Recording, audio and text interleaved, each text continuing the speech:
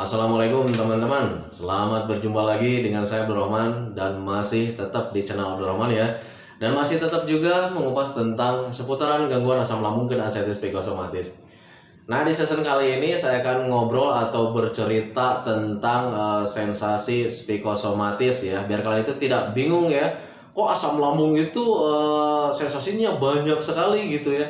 Nah, sebetulnya untuk sensasi asam lambung itu cuma sedikit ya. Tetapi hal yang lain-lain itu sebetulnya sensasi dari psikosomatis atau sensasi dari banyak pikiran atau sebetulnya hanya dampak dari terlalu banyak pikiran. Nah itu teman-teman ya, kalau misalkan orang bilang itu dampak dari stres katanya gitu teman-teman ya. Tetapi kalau misalkan mau dibilangin itu dampak stres, biasanya orang-orang terkena gangguan asam itu akan khawatir ya, kok stres sih. Nah itu teman-teman, jadi yang dikatakan di sini itu stres itu bukan stres gila teman-teman ya, tetapi stres itu adalah stresnya terlalu banyak pikiran. Nah itu teman-teman ya. Nah makanya bagi teman-teman yang sekarang penasaran dengan sensasi banyak pikiran atau dampaknya terlalu banyak pikiran itu seperti apa, tonton videonya sampai habis, jangan skip, biar kalian itu mudah mengerti, mudah paham. Dan ketika kalian sudah paham, sudah mengerti, itu kalian bisa menanganinya dengan mudah gitu teman-teman. Karena ketika kita belum paham ya, pengalaman saya teman-teman ya, itu berpikirnya kemana-mana teman-teman. Wah ini jangan-jangan mendekati kematian, wah ini jangan-jangan penyakit yang hal yang sangat besar. Nah itu teman-teman ya. Nah makanya ayo kita belajar memahami bareng-bareng. Nah itu teman-teman ya. Nah, sebelum videonya saya lanjutkan, seperti biasa teman-teman ya, bagi teman-teman yang baru bergabung, kalau seandainya kalian mau bertanya tentang seputaran gangguan asam lambung dan ascites psikosomatis, alangkah baiknya kalian tonton dulu video-video saya yang sebelumnya. Karena untuk seputaran gangguan asam itu semuanya sudah saya share ya.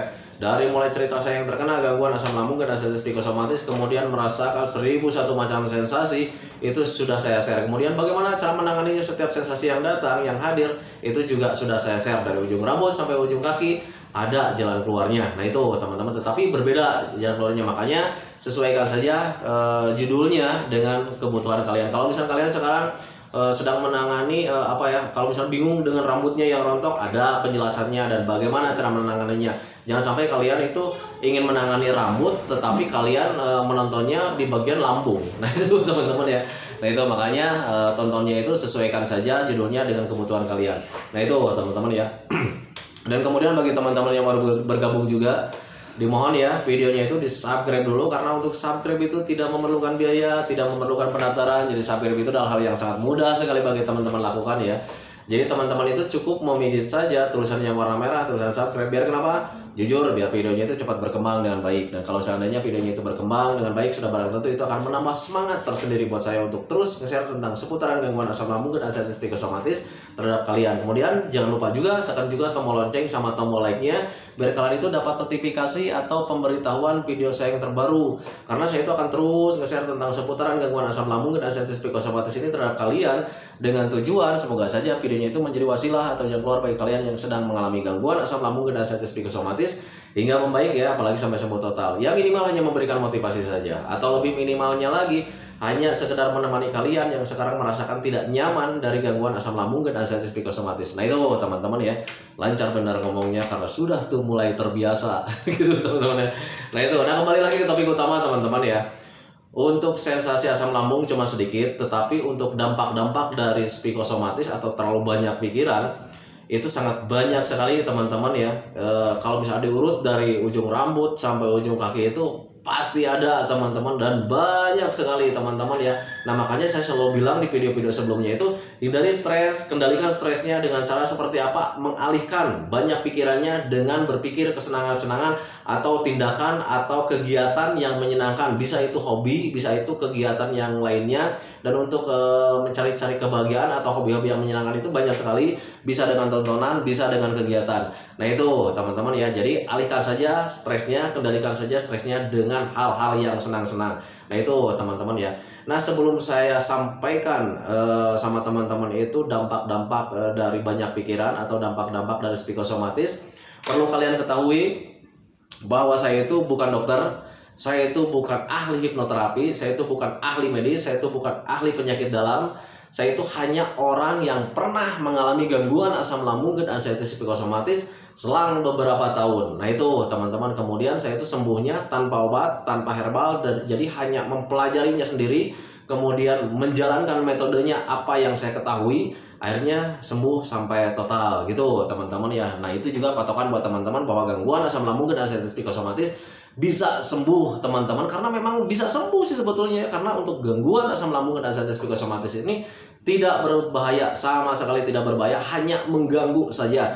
Mengganggu terhadap apa? Mengganggu terhadap kualitas hidup kita menjadi kurang produktif. Mau produktif gimana? Sedikit-sedikit ada sensasi, sedikit-sedikit sensasinya berganti gitu teman-teman ya. Banyak sekali. Nah itu teman-teman ya. Nah, sensasi atau dampak-dampak dari gangguan psikosomatis atau terlalu banyak pikiran itu dari ujung rambut sampai ujung kaki saya urut dulu ya. Tetapi perlu kalian ketahui bahwa dampak-dampak dari psikosomatis ini tidak semua orang sama gitu teman-teman, karena tidak semua orang komplit gitu teman-teman, karena untuk gangguan psikosomatisnya itu tidak semua orang sama persentasenya. Mungkin si A persentasenya cuma 70%, mungkin si B cuma 80% terkena psikosomatisnya atau gangguan pikirannya atau gangguan banyak pikirannya itu. Si D mungkin bisa saja cuma di 90%, atau yang lebih parah-parahnya mungkin si Z misalkan gitu ya, itu terkena psikosomatisnya itu mungkin di 20% gitu. Nah itu teman-teman ya. Nah makanya saya tekankan sekali lagi bagi teman-teman yang sekarang sedang mengalami banyak pikiran tentang gangguan asam lambung dan anxiety psikosomatis ini, tidak semua orang sama gitu teman-teman, hanya beberapa bagian. Tetapi kalau misal kalian merasakan apa yang saya nanti sampaikan itu sangat komplit, tetapi kalian nggak usah khawatir juga, karena itu juga bisa ditangani dengan mudah teman-teman ya. Karena untuk seputaran gangguan asam lambung, GERD, anxiety psikosomatis itu sebetulnya dampaknya itu dampak perumahan sebetulnya. Nah itu teman-teman ya. Nah untuk psikosomatis atau banyak pikiran itu dampaknya terhadap rambut bisa teman-teman, bisa jadi rontok juga, bisa rontok ya, karena memang hal yang sangat wajar menurut saya, karena ketika kita berpikirnya terlalu banyak, terlalu besar gitu teman-teman ya, akhirnya gizinya itu terserap dengan terkuras dengan cepat gitu teman, akhirnya ya kebutuhan gizi untuk rambut kita itu ya kurang teman-teman ya, akhirnya ya mudah rontok. Kadang kalau nyisir itu banyak sekali ya yang terbawa itu di sisir itu, wah berkumpul di sisir itu ya. Nah itu teman-teman, itu dari rambut. Kemudian dari kepala juga akan terasa pening. Kalau seandainya kalian selalu berpikir keras gitu teman-teman ya, itu akan terasa pening. Kadang kalau misalkan terlalu kerasnya berpikirnya, selanjutnya terus-terusan berpikir keras, itu akan terasa sakit kepala itu teman-teman. Dan dulu saya mengalami sakit kepala itu, bagian atas itu, bagian ubun-ubun ini akan terasa sakit teman-teman. Dan sakitnya itu subhanallah ya, sangat sakit sekali. Rasanya itu pengen menjedotkan kepala itu kena tembok teman-teman waktu itu ya, pengalaman saya gitu teman-teman ya. Tetapi kalian janganlah seperti itu ya. Dan kemudian itu bagian atas, kemudian bagian pinggirnya itu kiri kanan itu akan terasa sakit ya, terasa sakit gitu teman-teman ketika kita berpikir keras gitu teman-teman. Ketika kita terkena psikosomatisnya itu akan terasa sakit gitu teman-teman. Itu bukan dari lambung teman-teman ya, itu bukan dari asam lambung, tetapi dari psikosomatis. Biar kalian itu tahu ya, mana sensasi asam lambung, mana dampak dari psikosomatis atau banyak pikiran. Nah itu teman-teman. Kemudian di mata juga agak buram teman-teman ya. Kenapa seperti itu ya? Karena ketika kita berpikir keras atau misal ketika kena psikosomatis, energi kita itu terkuras dengan cepat ya teman-teman ya. Akhirnya mata juga tidak bekerja dengan maksimal, bisa agak buram juga. Dan sebetulnya untuk sensasi-sensasi atau dampak-dampak itu bisa karena dari psikosomatis atau bisa juga karena memang dari asam lambung teman-teman. Tetapi yang lebih dominan paling besar itu sebetulnya dari psikosomatis atau terlalu banyak pikiran. Nah itu teman, atau dari bahasa kerennya dari stres lah gitu teman-teman ya. Bahasa kerennya dari stres gitu teman-teman ya. Nah kemudian selain mata juga di ini nih bagian punggung itu terasa apa ya, pegal. Kadang kalau misalnya kita belum paham itu, kalau misalkan kita terasa sakit itu berpikirnya itu, wah ini jangan-jangan kolesterol nih gitu teman-teman. Dan dulu juga saya pernah beranggapan seperti itu. Namun ketika dicek ke dokter ternyata tidak apa-apa, kolesterol saya itu baik-baik saja teman-teman ya. Nah itu, nah jadi ketika dapat penjelasan dari dokter, mungkin itu dari psikosomatis Pak, banyak pikiran, stres gitu. Nah ketika saya ingat-ingat, oh ya memang benar gitu. Soalnya apa? Setiap harinya selalu berpikir tentang penyakit, setiap harinya selalu berpikir tentang sensasi. Nah di situ ya baru ada penegangan otot, akhirnya ya terasa sakit ya. Jangankan untuk lenggak-lenggok kayak macam begini, untuk noleh kayak macam begini itu terasa sakit, tidak nyaman teman-teman ya. Itu pengalaman saya. Nah itu untuk di pungguk gitu teman-teman ya. Kemudian turun ke bawah itu di punggung akan terasa pegal-pegal gitu teman-teman. Itu penegangan otot yang dikarenakan memang stres ya. Karena ada stres akhirnya ototnya menegang ya, akhirnya badan itu terasa pegal-pegal teman-teman, tidak nyaman ya. Dipijit ke tukang pijit 1 jam 2 jam kita membaik ya, karena penyebabnya dari pikiran sebetulnya ya, akhirnya sejam 2 jam itu timbul lagi sakit badannya. Nah itu teman-teman ya, itu pengalaman saya memang seperti itu. Jadi untuk psikosomatis itu dampaknya banyak, di punggung juga akan terasa pegal, tidak nyaman gitu teman-teman ya. Kadang dulu itu tulang belikat di sini itu saya terasa sakit ya, terasa sakit gitu. Kadang terasa sakitnya itu ada di sebelah kiri, ada di sebelah kanan gitu teman-teman, dan itu rasa sakitnya itu lama dulu ya saya, karena waktu itu mengendalikan stresnya juga, waktu itu saya agak lama juga gitu teman-teman. Jadi akhirnya ya terasanya itu agak lama juga gitu teman-teman ya. Nah itu makanya saya tidak berani berbohong kalau misalkan bilang saya itu itu nggak lama, semuanya bakalan sebentar. Enggak teman-teman ya, itu kalau misalnya kita belum bisa mengendalikan stresnya, pegal-pegalnya juga akan terjadi terus-terusan gitu teman-teman. Nah makanya untuk biar kalian itu menanganinya dengan mudah ya kendalikan saja stresnya. Nah itu teman-teman ya. Nah kemudian setelah punggung terasa berat gitu teman-teman, terasa pegal-pegal nggak jelas, kadang di belikat juga saya itu terasa sakit. Jadi kalau misalnya digini itu diangkat kayak macam begini itu nggak nyaman ya, waktu itu nggak nyaman. Nah itu teman-teman ya. Kemudian di dada juga terasa sakit ya, kadang sakit di kiri, kadang di kanan gitu teman-teman ya. Nah itu kenapa bisa menyebabkan seperti itu, karena itu hubungannya ada penegangan otot ya. Dan yang namanya otot itu tidak semuanya rata kekuatannya. Ada titik-titik tertentu yang lemah teman-teman, dan ketika titik-titik yang lemah itu menegangnya terus-terusan, akhirnya akan terasa sakit gitu teman-teman. Dan kadang sakitnya itu seperti terasa menembus ke belakang gitu teman-teman. Kenapa bisa seperti itu? Karena ototnya di sini itu ya gitu ya, waktu dulu itu jadi terasanya itu menusuk ke belakang, padahal itu cuma dari otot, sepengalaman saya teman-teman. Nah kenapa saya katakan itu sepengalaman saya, karena memang saya mengalaminya. Nah itu teman-teman, dan ketika mengalami seperti itu, kalau misalnya pikirannya belum dijaga, berpikirnya itu penyakit jantung lah, penyakit lain-lain lah, jadi hal-hal yang mendekati kematian. Padahal tidak teman-teman ya, ketika memahami, ketika ditangani juga, akhirnya ya pure itu memang bukan penyakit jantung, itu hanya dari penegangan otot teman-teman, karena kita terlalu banyak berpikir gitu teman-teman. Dan rasa penasaran saya juga terjawab ketika dokter bilang di EKG waktu itu, Pak, Bapak itu nggak apa-apa, jantung Bapak itu sehat-sehat. Bahkan dulu ketika 2 kali, kalau nggak salah, ketika di 2 kali, ketika di 3 kali saya juga lupa lagi ya. Waktu itu sampai dokternya itu mungkin biar saya tidak terlalu penasaran, sampai mesinnya itu ditengok. Kan waktu di EKG pertama itu saya cuma dikasih rekapannya saja ya. Nah waktu itu dilihat mesinnya, karena kan kabel di situ banyak ya, kabel waktu itu. Nah ketika dilihatin, nih Pak, ini detakan jantung Bapak itu baik-baik saja. Bapak itu jantungnya baik-baik saja, tidak apa-apa, mungkin itu dari stres Pak, katanya gitu.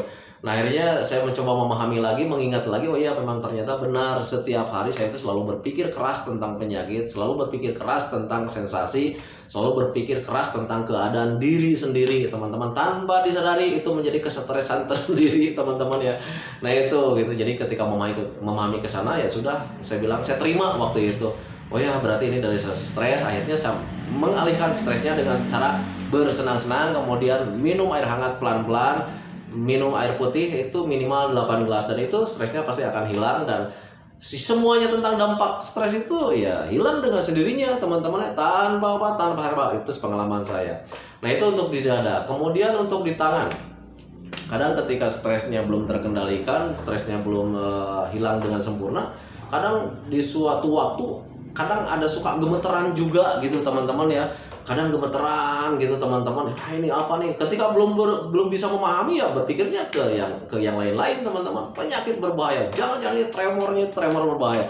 Seperti itu teman-teman ya. Tetapi itu memang dari stres. Kalian harus bisa menerima bahwa kalian itu stres, teman-teman, banyak pikiran, teman-teman. Itu ya hal yang paling pertama yang harus kalian terima sih sebetulnya ya. Kalian harus bisa menerima bahwa kalian itu stres atau banyak pikiran. Ingat, stresnya itu bukan stres gila teman-teman, tetapi banyak pikiran. Nah itu teman-teman ya. Jadi kalian harus bisa menerima seperti itu. Nah itu jadi pengalaman saya waktu kena banyak pikiran itu ya, dampaknya tangan juga sering gemeteran gitu teman-teman ya. Kemudian turun ke badannya lagi itu kadang suka mengalami kedutan teman-teman ya, kadang di perut kedutannya, kadang di dada gitu teman-teman, kadang di sini nih kedutan, kadang di paha itu ya. Itu kedutan itu sebetulnya respon tubuh kita saat kita mengalami stres gitu teman-teman ya. Nah itu kemudian ada juga kalau misalkan kita apa ya, di lambung nih, di lambung ada dua nih penyebabnya. Lambung terasa panas itu bisa karena asam lambungnya yang sedang tidak normal, bisa saja kapasitas keasamannya yang bertambah atau kapasitas banyaknya asam lambung itu meningkat atau bertambah, bisa saja ke sana gitu teman-teman. Dan tetapi untuk perut terasa panas atau lambung terasa panas itu bisa juga dengan apa ya, penyebabnya itu dari rasa stres, banyak pikiran. Nah kalau misalnya kalian pengen ngeceknya gampang sih sebetulnya teman-teman. Coba kalian berpikir tentang kematian, berpikir tentang penyakit ini, nanti lambat laun kalian itu lambungnya akan terasa panas. Sebetulnya bukan panas ya, hangat teman-teman, tapi hangatnya itu akan terasa gitu teman-teman ya. Beda ketika dulu sebelum terkena gangguan asam lambung dan artritis psikosomatis, panas perut itu kalian tidak terasa begitu besar gitu teman-teman, karena psikisnya kalian belum terganggu waktu itu. Nah dulu juga saya mengalami seperti itu. Jadi ketika ada perut panas itu saya tidak terlalu besar dirasakan karena tidak apa ya, tidak terlalu dipikirkan gitu waktu itu. Nah ketika terkena aslam itu ada perut panas sedikit saja itu dirasakannya itu sangat besar karena selalu merasa-rasakan teman-teman ya. Nah itu jadi ketika dirasakan ya itu akan semakin besar gitu, padahal itu cuma hangat biasa bukan panas teman-teman ya. Nah itu juga bisa karena stres atau banyak pikiran. Nah itu kemudian turun ke kaki. Nah kadang di kaki itu terasa tremor teman-teman. Waktu itu saya pengalamannya seperti itu. Jadi kadang terasa tremor, terasa apa ya, kalau untuk melangkah itu dikatakan lemes sih enggak ya, bingung saya menjelaskan nih ya. Dikatakan lemes enggak, saya masih bisa melangkah ya, tetapi untuk melangkah itu kayak macam berat gitu teman-teman ya. Gimana ya menjelaskannya ya. Nah itu pengalaman saya waktu itu. Jadi ketika terlalu banyak pikiran atau stresnya belum terkendalikan ya, melangkah itu bisa ya, jalan-jalan itu bisa, cuman agak berat gitu ya. Nah itu jadi kayak macam kaku gitu ya, tetapi dikatakan stroke tidak teman-teman ya. Itu jadi bingung saya menjelaskannya harus gimana ya. Nah itu jadi melangkahnya itu kayak macam berat gitu teman-teman. Kemudian agak lemes juga di bagian lutut atau di bagian kaki. Nah itu teman-teman, itu pengalaman saya. Makanya saya di sini ceritakan itu, ingat ya, saya hanya menceritakan pengalaman saya. Semoga saja pengalaman saya itu menjadi panduan buat kalian ketika kalian sudah divonis asam lambung sama dokter itu, tetapi dampaknya sangat banyak sekali. Ya biar kalian itu tidak was-was, biar kalian itu tidak cemas, ya sama-samakan saja gitu teman-teman. Oh ternyata memang itu dari stres gitu teman-teman ya. Dan untuk stres itu dampaknya itu sangat banyak, tetapi tidak semua orang mengalaminya banyak gitu teman-teman. Mungkin kalian mengalaminya sebagian gitu. Nah celakanya waktu itu saya mengalaminya semuanya teman-teman ya.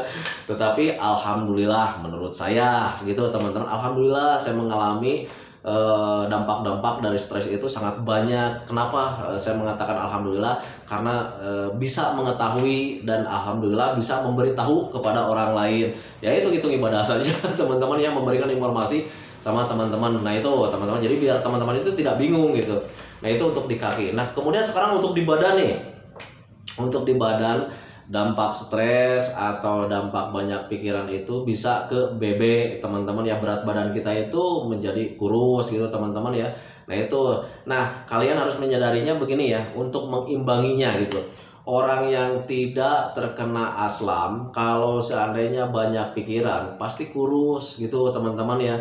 Nah kenapa bisa seperti itu? Karena kembali lagi, banyak pikiran atau stres yang tidak terkendalikan itu bisa menguras energi dengan cepat gitu teman-teman ya.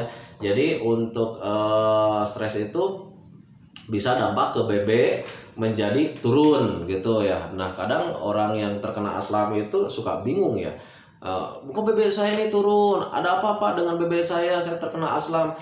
Untuk BB turun itu dua penyebab teman-teman ya. Yang pertama dari stres, hubungannya seperti tadi karena bisa menguras energi dengan cepat gitu teman-teman. Yang keduanya bisa juga dari pencernaan yang tidak membaik. Kenapa seperti itu? Kalau seandainya pencernaannya belum membaik, apapun makanannya yang kita konsumsi itu nilai gizinya, nilai kebaikan untuk tubuh kita itu tidak terserap dengan sempurna. Akhirnya kebutuhan untuk tubuh kita itu tidak terpenuhi, ya sudah pasti kita itu bakalan kurus. Nah itu hubungannya gitu teman-teman. Jadi penyebabnya ada dua untuk BB gitu teman-teman ya. Nah kemudian di apa lagi ya, banyak sih sebetulnya kayak macam hal sepele juga, kayak macam gatal-gatal gitu teman-teman ya. Dulu saya sempat mengalami gatal-gatal itu di badan itu lama ya waktu itu. Nah ketika ke dokter juga bingung ya waktu itu. Saya berpikirnya itu dulu itu ke dokter kulit itu, Pak ini kulit saya kok gatal-gatal gitu. Tapi ketika diperiksa nggak ada apa-apa, itu nggak ada apa-apa, mungkin itu alergi katanya gitu. Padahal saya itu nggak mempunyai alergi apapun gitu teman-teman ya.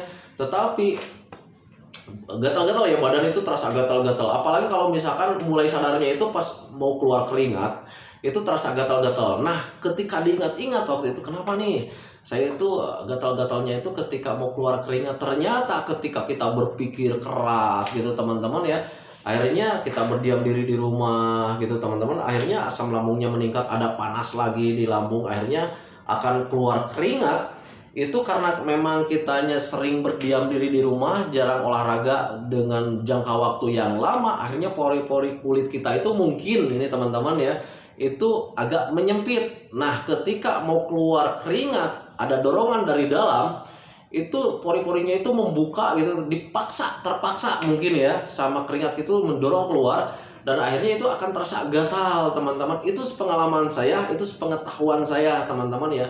Dan makanya masih banyak sih sebetulnya orang-orang yang terkena aslam itu mengalami gatal-gatal gitu teman-teman ya. Nah kadang memang ketika belum mengetahui ya bingung juga sih waktu itu saya juga. Nah tetapi ketika mengetahui keterkaitannya memang seperti itu, nggak usah dikhawatirkan. Itu gatal-gatal itu memang penyebabnya banyak teman-teman ya. Tetapi untuk psikosomatis bisa juga ada gatal-gatal dengan ditandai tidak ada apa-apa gitu teman-teman ya. Kita nggak ada bentol, nggak ada apa-apa, tapi akan terasa gatal gitu teman-teman. Cuman gatalnya itu nggak lama ya, paling sekitar setengah jam gitu teman-teman, itu udah nggak gatal lagi gitu. Tapi itu akan sering terjadi gitu teman-teman ya, sering terjadi itu. Jadi ketika mulai hangat nih tubuhnya, atau misalnya mau keluar keringat, itu pasti akan terasa gatal, dan gatalnya itu di mana-mana ya, di mana-mana teman-teman ya, di punggung lah, di perut lah, di dada lah, kadang di leher, di sini. Subhanallah ya, untuk gatal-gatal itu memang bingung waktu itu saya juga, ini kenapa. Tetapi ketika mengetahui, oh ternyata itu karena kita sudah terlalu lama berdiam diri di rumah, jarang olahraga, akhirnya pori-pori kulit kita itu menyempit teman-teman ya, menyempit. Dan ketika ada mau keluar keringat, itu ada dorongan kuat dari dalam. Nah akhirnya si pori-pori kulit itu kemudian membuka, dan ketika proses membukanya itu terasa gatal teman-teman. Dan yang lebih parahnya itu karena memang kulit pori-pori kita itu banyak, dan mau keluar keringatnya itu dari mana-mana ya, akhirnya gatal di sini, gatal di sini, banyak sekali gatalnya. Itu sepengalaman saya sebetulnya teman-teman ya. Nah tetapi untuk semua orang yang terkena gangguan asam lambung dan anxiety psikosomatis, tidak semua orang sama gitu teman-teman. Mungkin orang lain itu, atau mungkin Anda itu tidak mengalami gatal-gatal, tetapi bagi yang mengalami gatal-gatal, pahaminya ke sana gitu teman-teman ya. Karena waktu itu juga saya memahaminya ke sana, dan ternyata memang benar gitu teman-teman. Itu pengalaman saya. Sekali lagi, saya bukan dokter, saya bukan ahli hipnoterapi, saya bukan ahli medis, tetapi saya itu hanya orang yang pernah mengalami hal-hal seperti itu teman-teman ya. Nah itu kemudian apalagi ya, banyak ya untuk dampak dari psikosomatis atau stres itu banyak sekali teman-teman ya. Bukan itu aja ya, kayak macam sakit pinggang nih, pinggang bagian belakang itu, bagian atasnya pantat sedikit ya, ada cekukan sedikit. Nah di situ terasa sakit sekali gitu teman-teman ya. Dan ketika curhat sama orang lain bilang wah itu jangan-jangan kejepit, serap kejepit kayak gitu teman-teman ya. Sempat shock waktu itu saya juga ya, ketika ada sakit pinggang di bagian belakangnya sakit sekali teman-teman, dipijit juga itu nggak membaik teman-teman ya. Nah tetapi ketika mulai memahami oh ini dari stres, ada penegangan otot, ya sudah hindari stresnya dengan cara apa? Mengalihkan stresnya dengan cara apa? Dengan cara bersenang-senang, mencari hobi-hobi yang menyenangkan, entah itu kegiatan yang menyenangkan, entah itu tontonan yang menyenangkan. Dan ketika sudah mengendalikan stresnya, menjaga juga minumnya. Untuk air mineral, untuk air putih itu sangat banyak sekali teman-teman manfaatnya dan sangat besar sekali faedahnya. Nah itu teman-teman yang makanya dari video pertama sampai video sekarang juga nih saya selalu menganjurkan minum minimal 8 gelas teman-teman. Kenapa seperti itu? Karena jujur saya membaiknya karena diminum saja teman-teman, minum air putih saja. Jadi terapinya terapi air putih gitu teman-teman ya. Kemudian menjaga pola makannya, menjaga stresnya juga, menjaga olahraganya juga. Ya itu yang namanya 3P teman-teman ya. Nah itu jadi pure saya itu tidak memakai obat, tidak memakai herbal, tetapi hanya pure ya terapi air putih gitu teman-teman.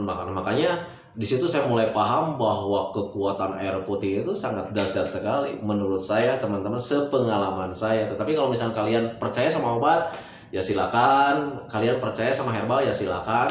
Saya tidak melarang kalian minum obat, saya tidak melarang kalian minum herbal teman-teman ya.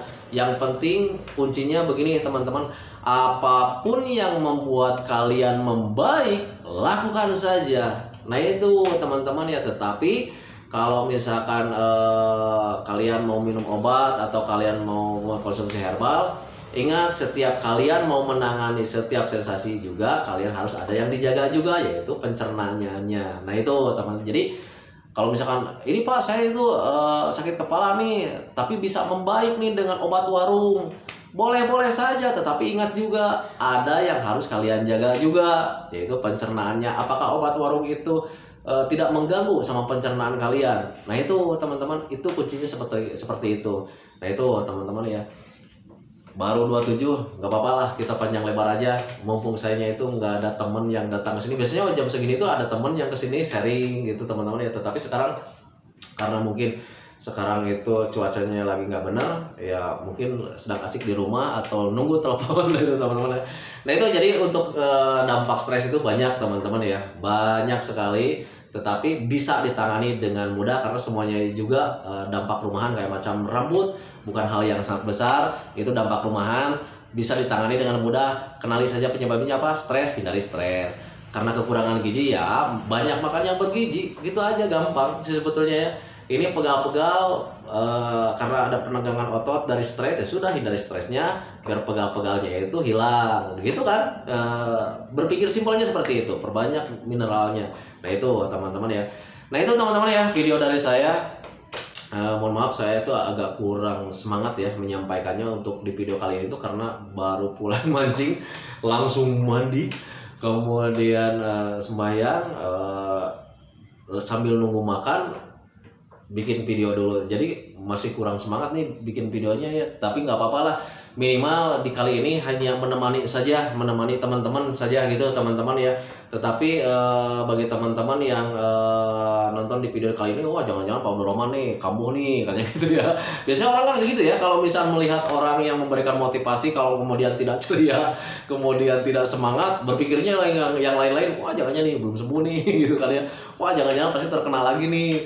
Kan seperti itu ya biasanya. Tetapi saya jelaskan di sini, saya di kali ini tidak semangat itu karena memang baru pulang mancing, kemudian langsung mandi, kemudian sambil nunggu makan ya share video. Nah gitu, jadi agak capek barusan itu, capek habis mancing.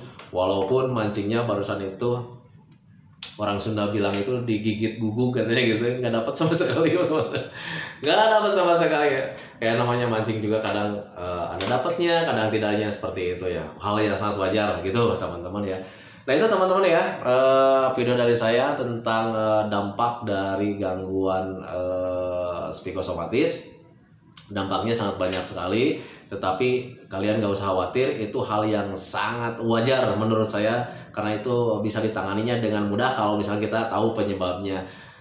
penyebabnya dari banyak pikiran, ya sudah kendalikan saja pikirannya, perbanyak minumnya, kemudian hindari stresnya dengan cara apa? Mengalihkan stresnya dengan cara sering hiburan saja. Untuk hiburan itu sangat penting sekali teman-teman ya. Nah itu teman-teman ya, semoga saja videonya itu menjadi wasilah buat kalian. Semoga saja videonya itu menjadi, ya minimal di kali ini menjadi teman kalian lah, di teman kalian menjelang mau tidur karena ini udah malam hari ya. Kemudian sebelum saya akhiri videonya, semoga saja teman-teman itu cepat membaik lagi, cepat kembali lagi keadaan yang dulu itu, seperti moodnya, semangatnya. Kayak macam saya menjelaskan semangat cepat kembali lagi, ya menjelaskan di sini kurang semangat. Nah itu jangan ditiru ya. Nah itu saya menjelaskan cepat semangat lagi. Sekarang di video ini saya kurang semangat, jangan ditiru. Nah itu teman-teman ya, semoga saya semangatnya cepat kembali lagi, moodnya dan sebagainya. Pokoknya ya intinya yang dulu itu cepat kembali lagi, karena saya yakin 100% bahwa keadaan yang dulu itu sangat dirindukan sekali teman-teman ya. Dan kemudian doakan saya juga agar saya itu tetap sehat, tetap kuat, tetap ceria, agar masih tetap bisa menemani kalian. Nah itu teman-teman ya, saya dengan videonya teman-teman ya. Assalamualaikum warahmatullahi wabarakatuh.